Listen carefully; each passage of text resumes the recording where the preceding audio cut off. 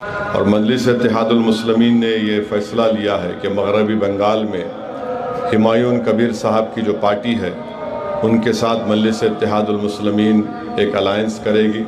MIM तो vote কাটুয়া বলে পরিচিত, বিজেপির হয়ে ভোট কাটে। রবিবারই প্রথম দফায় 154 আসনে প্রার্থী তালিকা ঘোষণা করেছে হুমায়ুন কবিরের আম জনতা উন্নয়ন পার্টি। সেদিনই হুমায়ুন কবিরের দলের সঙ্গে জোটের ঘোষণা করেন অল ইন্ডিয়া মজলিসি ইত্তেহাদুল মুসলিমিন বা মিমের প্রধান আসাউদ্দিন ওয়েসি। বুধবার জোটের আনুষ্ঠানিক ঘোষণা হতে পারে। और मजलिस के उम्मीदवार उस अलायंस का हिस्सा बनकर हम मगरबी बंगाल के इलेक्शन में हिस्सा लेंगे।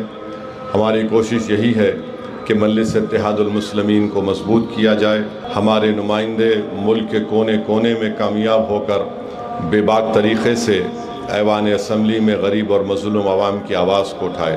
দল খুলেছি, সেই দলের রেজিস্ট্রেশন পেয়েছি, সেই দলের কোন লোগোতে মানুষকে ভোট দেওয়ার জন্য বলবো সেটা 25 তারিখেই আপনাদের সামনে ওপেন করব।